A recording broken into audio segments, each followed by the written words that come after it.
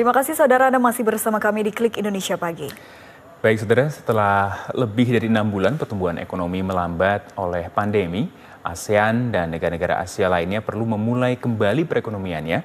Salah satu sektor yang terdampak berat adalah industri pariwisata. Dan untuk membahas lebih lanjut terkait dengan potensi kebangkitan industri pariwisata di ASEAN, khususnya pariwisata dalam negeri, kita akan berbincang melalui daring bersama dengan Bapak Sapta Nirwanda, mantan Wakil Menteri Pariwisata dan Ekonomi Kreatif. Selamat pagi Pak Sapta. Selamat pagi Mbak, apa kabar? Baik Pak, Alhamdulillah. Sebelumnya terima kasih telah bergabung bersama kami di Klik Indonesia Pagi Pak. Dan juga terkait dengan industri pariwisata di ASEAN akibat pandemi COVID-19 ini. Salah satu sektor yang paling terdampak. Bagaimana Pak Sapta melihat di kondisi saat ini penurunan industri pariwisata dan juga potensi ke depan kita bisa bangkit kembali Pak Sapta?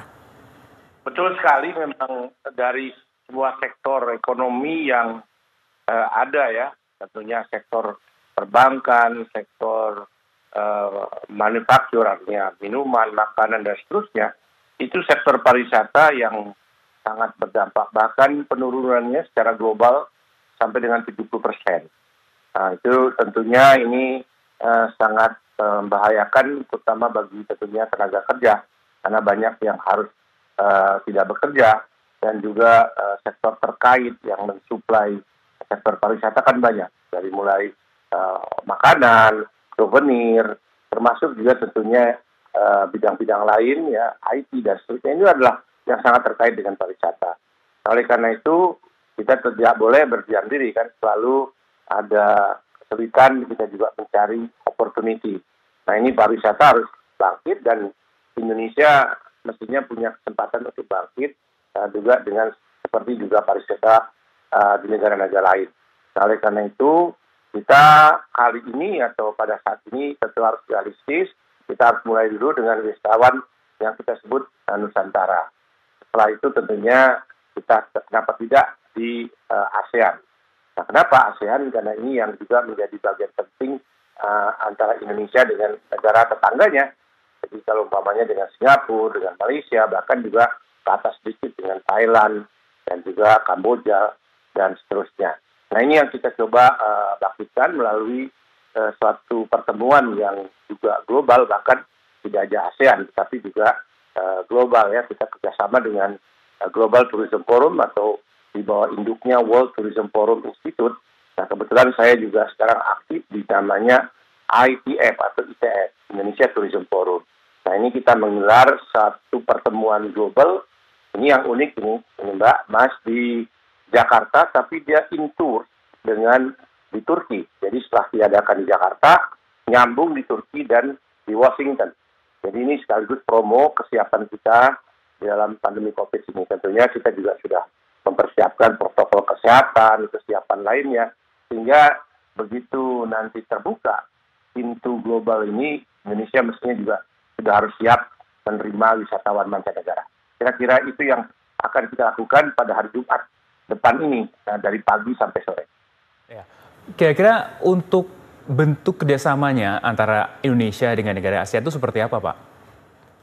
Yang pertama yang kita harus selesaikan yang kita sebut sekarang ini adalah travel restriction atau adanya penjagaan ketat di perbatasan. Nah, ini yang kita harus selesaikan dengan perundingan, karena tentunya wajar masing-masing negara mempertahankan agar masyarakatnya tidak terkena pandemi COVID. Oleh karena itu kan mereka saling jaga. Bahkan kalau kita datang ke satu negara bisa kita mengalami yang namanya karantina 14 hari dan seterusnya. Ini kan tentunya tidak menguntungkan dari segi pariwisata. Nah, bagaimana kalau kita kerjasama dengan model international healthcare ya. Jadi kalau kita sudah di swab atau sudah ada tes pandemi COVID, nah, begitu masuk ke negaranya mestinya juga saling mengerti. Nah, ini yang belum. Berikutnya juga kita lihat ada yang disebut dengan travel bubble atau kerjasama berdasarkan perjanjian kedua, ketiga negara. Artinya 2 atau 3 negara. Ini yang kita akan coba bicarakan, di samping tentunya ada kerjasama lain untuk saling memberikan informasi, sharing tentang apa-apa yang perlu dilakukan, dan juga tentunya bisa juga nanti akhirnya saling berkunjung lagi, Mas, seperti sedia kala. Ini dalam Global Tourism Conference atau forum hari Jumat besok, di mana dihadiri para tokoh ya, ada Presiden WTFI-nya, ada Pak Mahendra, Wakil Menteri Luar Negeri, nanti akan menjelaskan.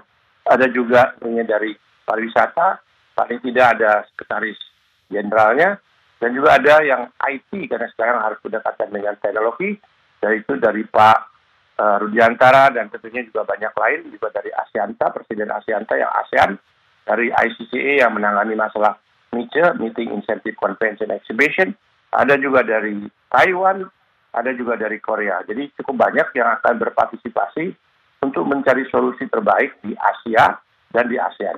Itu Mas yang akan kita agendakan dalam waktu dekat. Mudah-mudahan ini di samping memberikan solusi juga menjadikan promosi Indonesia, bahwa Indonesia juga sudah berusaha keras untuk menangani COVID, sekaligus juga sudah berusaha keras untuk mencari solusi terbaik bagi wisatawan domestik maupun juga internasional. Itu. Baik, jadi kerjasama dilakukan dengan negara-negara ASEAN untuk bagaimana bisa menumbuhkan kembali industri pariwisata, dan juga terkait dengan investasi Pak, di mana pemerintah juga sekarang membuka sebesar-besarnya investasi tidak terkecuali di sektor pariwisata. Dan sebetulnya investasi seperti apa yang dibutuhkan pariwisata kita di Indonesia untuk bisa menumbuhkan kembali potensi wisata di Indonesia? Ya, seperti kita ketahui sekarang dengan protokol kesehatan, pariwisata atau infrastruktur yang diperlukan adalah teknologi pasti. Contohnya aja, saya sekarang kan ada di rumah, tidak perlu datang ke studio, ya kan? Karena bukan alasan tidak mau datang, tapi juga ada alasan protokol kesehatan dan seterusnya. Kita bisa melakukan yang disebut dengan Zoom, kita dengan virtual. Nah ini yang kita lakukan, seperti nanti tidak hanya ASEAN, tapi juga ada Turki, karena kebetulan kedudukan dari WTFI itu disaing. Selain di London juga ada di Turki, sehingga kita bisa virtual conference Indonesia, Turki, dan bahkan juga dengan Washington. Karena ini teknologi. Nah, tapi yang lain juga di hotel, sekarang ini eranya touchless, jadi nggak semua harus disentuh. Ya, jadi itu juga harus menggunakan screen, menggunakan komputer, menggunakan macam-macam, sehingga ini juga arrangementnya perlu ada investasi. Belum lagi juga di airport, belum lagi di airline, ini adalah pengaturan yang adaptasi dengan situasi COVID-19 ini. Jadi itu ada disinfektan, bahkan juga restoran yang biasanya satu sitting 4, sekarang kan harus 2, dan seterusnya. Termasuk dapur juga harus diatur supaya hygiene, supaya bersih, dan seterusnya. Ini kan juga membutuhkan investasi yang kecil dan juga yang relatif besar. Nah ini yang dilakukan Mbak. Jadi investasi dibutuhkan untuk kita bisa siap recovery dan juga siap untuk melayani walaupun di era pandemi COVID. Jadi bisnis harus jalan dan juga harus meyakinkan customer bahwa kalau dia ke hotel, ke destinasi, ke airport, naik pesawat, dia aman dari COVID. Itu yang dilakukan. Baik, Pak Sapta Nirwandar, semoga pariwisata akan semakin meningkat dan semakin baik dengan integrasi antara teknologi dengan praktik-praktik pariwisata pada umumnya. Dan kami terbatasi oleh waktu, Pak Sapta Nirwandar. Terima kasih telah bergabung bersama kami.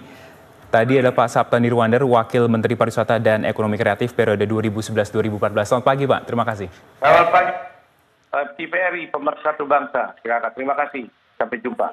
Pak Sapta. Baik, saudara, diskusi kami bersama dengan Pak Sapta Nirwandar terkait kebangkitan pariwisata ASEAN tadi sekaligus menutup jumpa kita di Klik Indonesia Pagi kali ini. Tapi tidak lupa TVRI bersama Satgas COVID-19 mengimbau Anda untuk senantiasa ingat pesan Ibu dengan memakai masker, menjaga jarak dan menghindari kerumunan serta mencuci tangan menggunakan sabun. Akhirnya, saya Silka Suarizona. Dan saya Sesko Satrio, terima kasih atas perhatian dan kebersamaan Anda. Selamat pagi dan sampai jumpa.